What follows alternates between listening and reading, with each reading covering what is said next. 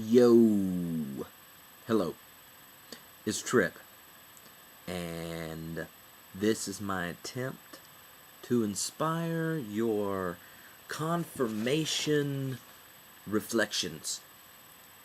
This is for Chapter 10, peeps. Now, you're all writing something on Chapter 10, but for those who are going to do it this Sunday, I've got two possibilities to hopefully inspire you towards a very exciting conversation that we'll share Sunday.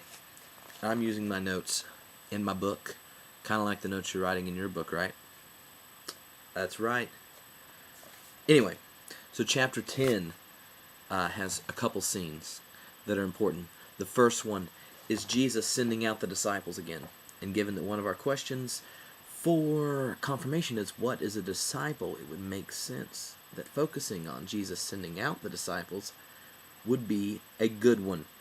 Here he sends out 70. If you remember a few chapters back, he sent out the 12. Now he's sending out a bigger group, and this time they're going to towns he's about to go. On the way to Jerusalem, which, is where the showdown comes, where Jesus rolls into town, gets in a little bit of trouble.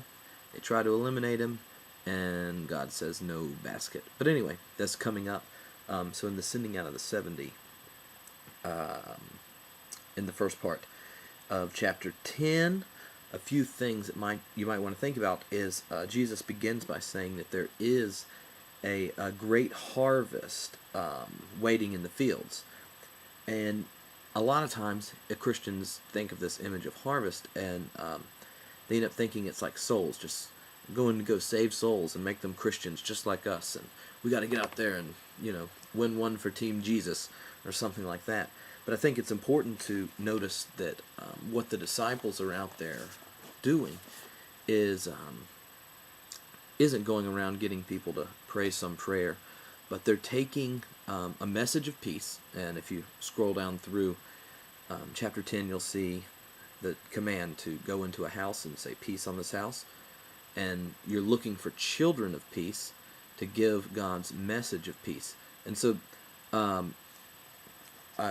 you're not going around to round up people to save their souls, but you're looking for people to join and be a part of God's kingdom, which is a kingdom of peace. And so what are you going to harvest? You're going out to collect people to be in God's kingdom of peace. And again, you see the commands. I know last week we talked about the first time the 12 get sent out, they're told to heal twice, proclaim once, and then free people. And those were the four things: heal, free, proclaim, heal. The four verbs the disciples are told to do. This time it's heal and proclaim. And the proclamation is the kingdom of God has come near to you. And they're given that proclamation regardless of the people.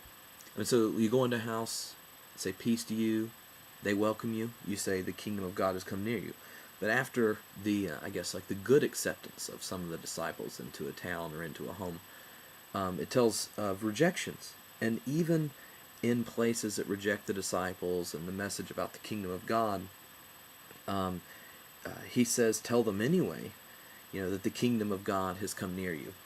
And one of the questions that you may be thinking about in reading that is the two mentions of cities that are going to have it coming to them. Tyre, I think, and Sidon. You see them right there, verses like 12-ish or so. It's important to remember, and I know we talked about this a little while ago, but who knows, you may not remember it. In 70 CE or AD, depending on who your history teacher is, that kind of event that it's describing, judgment happens. The Roman army comes through and open up a giant can of whooping. And I think it's important here to remember he's calling people to be a harvest of God's kingdom of peace, to be a part of God's kingdom, which is one that we've already discussed is a kingdom that loves enemies and doesn't kill them. And so Jesus is sending out people to find out who is going to relate to the big problem, the Roman government and corrupt religion, in a way that doesn't think the answer is to kill the person who's different than them or their enemy, but to love them. And so I'm bringing peace. Do you want to be a part of the peace movement? And these towns that reject God's way of peace have it coming to them.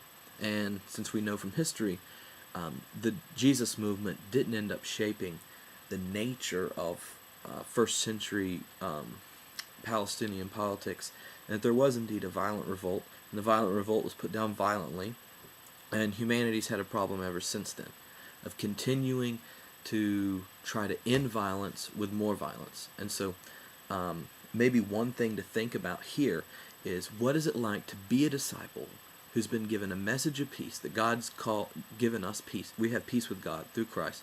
We're given a message of peace to share and to invite people into God's harvest of peace. And here we have examples that when people reject God's way in the world, a way of peace, there is an expectation that things hit the fan. But it's important that this judgment isn't seen as God being vindictive. It's the result of our violence. And God's not really naive about it, and you can see that here. But I think even more important than that is God doesn't leave it and let it be. And so as we look to the cross at the end of the life of Jesus, I think it's important to see there that God is wanting to bring peace and bring God's victory without violence. And I know that at the very beginning of this, when we talked about the temptations of Jesus, that was a theme. So if you take the temptations of Jesus on rejection of violence, Jesus' teachings about enemies, and the continued call for the disciples to heal and proclaim God's message of peace, and that the cross is God's symbol and transformative power, peace, and all those things together, hopefully you'll have a little something to think about, what it looks like to be a follower of Jesus, a disciple of Jesus, in the way of peace in our world today, and hopefully this will help you out.